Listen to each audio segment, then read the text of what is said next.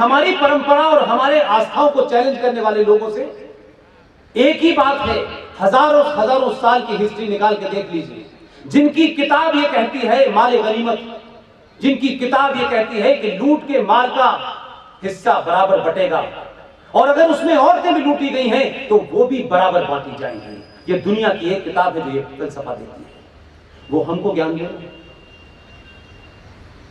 भगवान राम जब वनवास गए तो उनके पास क्या था? सूटकेस भर के कपड़े क्या था? आज हिंदू समाज इस संकट से ग्रस्त है। आपके भगवान राम, भगवान कृष्ण आदर्श नहीं है। आपने कहां से 1947 में पिताजी को ढूंढ लिया है, वो आपके आदर्श है। मेरी उनसे कोई शिकायत नहीं, मुझे उनकी हरकतों से शिकायत है। गांधी जी साउथ अफ्रीका में थे, उस जमाने जो टॉयलेट का सिस्टम था वो बिल्कुल अलग था, और ये उन्हीं के बेटों ने बताई है बात। ये आरोप नहीं लगा सकता कोई कि देखिए साहब ये जो आरएसएस वाले हैं ना, ये ऐसी बातें चलाते रहते हैं। आरएसएस वालों का कोई इससे लेना देना नहीं, खामखा उन्हें बदनाम न करें। तो जो भी अंग्रेज आता था, जो पॉटी करता था, गांधी जी अपनी पत्नी से कहते थे इसको तुम साफ करो। एक दिन कस्तूरबा ने मने कर दिया, मैं ये नहीं कहूंगी। जो आदमी दुनिया को टॉलरेंस का पाठ पढ़ा रहा हो, अहिंसा का पाठ पढ़ा रहा हो, उस अपनी पत्नी का हाथ पकड़ के आपने साउथ अफ्रीका की सड़क पे खड़ा कर दिया कि तू चुड़ैल घर में मत घुसना। यह आदमी हमारे राष्ट्र का पिता है, जिसकी इंटॉलरेंस का लेवल ये है। और हमको सिखाया उन्होंने कि अगर स्वामी श्रद्धानंद की हत्या रशीद ने कर दी है तो भी हमें रशीद को माफ कर देना चाहिए। खुद से तो अपनी पत्नी का जरा सा बात नहीं बर्दाश्त की, और हमको कहते हैं कि आप अहिंसक बनिए। पूरा इतिहास हिंसा से भरा हुआ है गांधी का। जरूरी नहीं है कि हिंसा हथियार से हो, शब्दों से भी होती है। तो ये झूठ का पाखंड समाप्त करना चाहिए, और जो आप पे उंगली उठाए आप उनसे एक ही बात कहिए। भगवान राम जब गए, जिनकी पत्नी को कोई किडनैप करके ले गया था, आप उस चरित्र को देखिए, उस मूवमेंट को देखिए कि वो अपनी पत्नी को छुड़ाने के लिए गए। रास्ते में समुद्र से रास्ता मांगा। ये मैं उन लोगों के लिए कह रहा हूं जो ये कहते हैं हम अहिंसावादी हैं। मैं उन लोगों से कहूं, कौन सा ऐसा भगवान है जिसके हाथ में हथियार नहीं? कौन सी ऐसी मां है जिसके हाथ में हथियार नहीं? भगवान को हाथ में हथियार रखने की जरूरत है। आप ऐसे कमाल के आपको कुछ भी रखिए, आपको इतना विश्वास है। भगवान राम ने जब तक मिन्नतें की समुद्र की, उसने बड़े नखरे दिखाए, और जब उसने धनुष बाण तान लिया तो वो फौरन लाइन पे आ गया और कहा कि बताइए। और वो गए यहां से, वो पुल बना और पुल में तमाम लोग शामिल हुए, फिर अपनी पत्नी को लेके आए। क्या कोई बता सकता है कि भगवान राम जो सोने की लंका से अपनी पत्नी को लेके आए, क्या 10 ग्राम सोना लेके आए थे? हमने उनका राज होने दिया जिस काम के लिए गए थे। हमारी यह है और तुम्हारी यह है कि तुम जिस देश में जाते हो वहां लूट के अलावा कुछ करते ही नहीं। कोई मुकाबला नहीं हो सकता हमारा तुम्हारा। इस मामले में कम से कम जिना ईमानदार था, जिना ईमानदार था इस मामले में। उसने साफ साफ कहा हिंदू और मुसलमान दो अलग अलग संस्कृति हैं, दो अलग अलग मजहब हैं, ये एक रह ही नहीं सकते। जिना की इस बात को मैं इसलिए मानता हूं कि वो सही बात कह रहा था। लेकिन इस देश के पाखंडी नेताओं ने कहा नहीं नहीं नहीं, हम तो भाई भाई हैं, हम तो सदियों से रह रहे हैं। मुझे वो सदियां नहीं मिलती जब से ये भाई भाई थे। कब थी सदियां? एक वाक्य मुझे बता दे जब से कहा जा रहा हो कि हम भाई भाई हैं।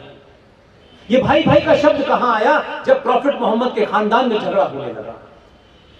सब उन्होंने कहा तुम सब भाई भाई हो। और कमाल का इस देश और दुनिया में भी पाखंड है। कल 10 दिसंबर को 1948 में यूएनओ का एक ब्रांच बना, United nation human right council. आप सब ह्यूमन राइट की बात करते हैं। 10 दिसंबर को इसका बनाया गया। दुनिया के 53 देशों ने यह कह के उस पर साइन नहीं किए कि इसमें जो प्रोविजन है वो हमारा मजहब नहीं मानता। उसमें लिखा है महिला पुरुष के बीच में जेंडर जस्टिस की बात कही, बोले नहीं हमारा तो यह माने नहीं जाता, हमारे यहां तो 2 औरतों की गवाही एक मर्द के बराबर होती है। उन्होंने कहा सारे धर्म बराबर करना, इस्लाम के अलावा सारे फेक हैं, फ्रॉड हैं। ये प्रोसीडिंग का हिस्सा है। 53 इस्लामिक देशों ने उस मानव अधिकार जो संस्था दुनिया में सर्टिफिकेट बांटती है उस पर साइन करने से मना कर दिया। उनका नहीं, हम नहीं मानते। लेकिन बदले हुए हालात की त्रासदी देखिए कि सऊदी अरब भी ह्यूमन राइट काउंसिल का चेयरमैन रह चुका है। इसलिए कौन हमको ह्यूमन राइट की बात बताएगा?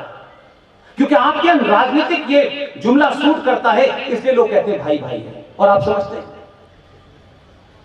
आपको जितनी रफीक भाई की सेवैयां खानी है खूब खाइए, खूब गले मिलिए, लेकिन हफ्ते में एक दिन दलित के घर का पानी पी जाइए। इस बदलाव को आप नहीं लेंगे तो यकीन मानिए दुनिया की सबसे पुरानी सभ्यता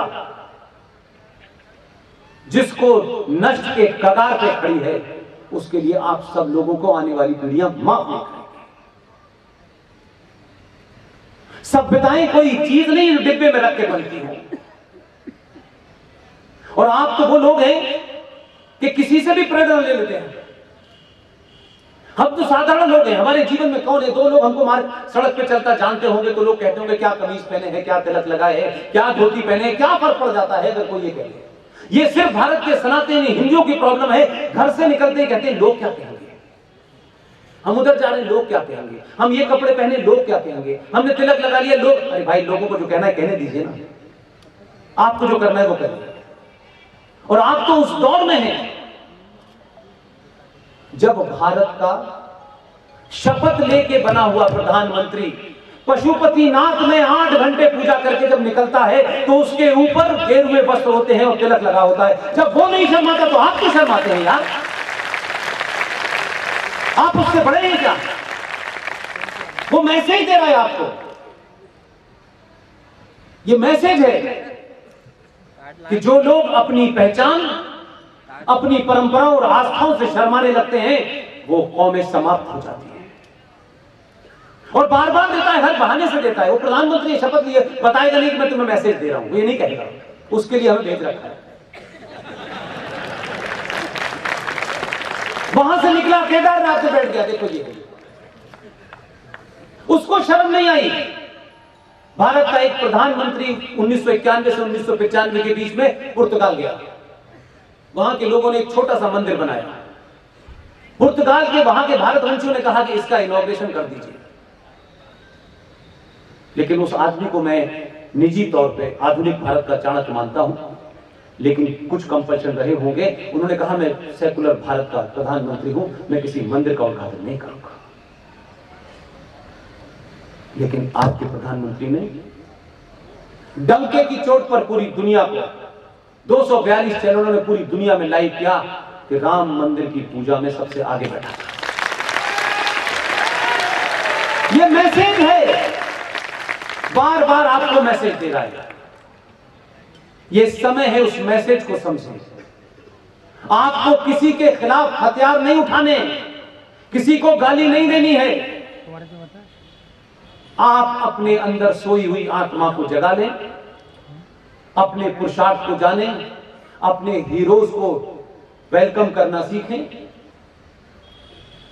जिस दिन भी आप बदल जाएंगे तो कई हजार साल तक 2019 पैदा होता रहेगा। ये सत्ताएं आपसे पूछेंगी क्या काम बाकी रह गया है। बहुत लंबे संघर्ष के बाद मैंने कहा कि जो 92 में आपने गलती की थी उसको 2014 में सुधारा। इसलिए छोटी छोटी छोटी छोटी बातों को बहुत बड़ा मत बनाइए। ये जीवन चलता रहेगा और ये भी कोई जरूरी नहीं है कि जो कुछ मैं सोचता हूं, जो कुछ मैं कहता हूं, मेरे जीवन काल में हो जाएगा। ऐसी मेरी कोई तमन्ना नहीं है।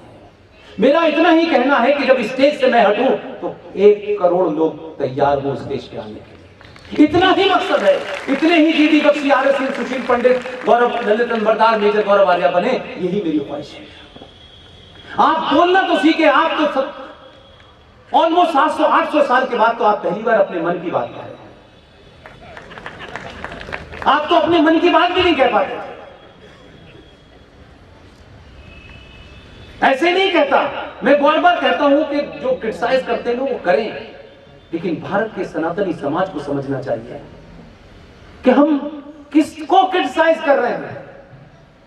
इतने भंवर से निकल के आया है, ऐसे पूरी दुनिया में हालात। जो पीरियड है ना, ये इतना इंपॉर्टेंट पीरियड है कि आप सिर्फ इसको ये समझें कि पूरी दुनिया में इस्लामिक वर्ल्ड में 2 टुकड़े हो गए। जो आदमी 2002 का हीरो था, उसे 6 इस्लामिक देशों ने अपना राष्ट्रीय पुरस्कार दिया है कि तुमने अच्छा काम किया 2002 में, से जारी रखना। ये इसी लायक है